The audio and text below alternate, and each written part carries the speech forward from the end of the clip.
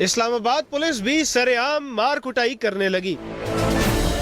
Traffic police एहलकार के इशारा करने पर फौरी न रुकने वाले कार सवार को मार मार कर उसका भुरकस निकाल दिया।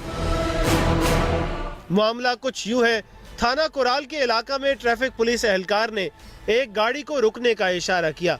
कार सवार ने गाड़ी थोड़ा आगे जाकर रोकी तो पुलिस एहलकारों को गुस्सा आ गया।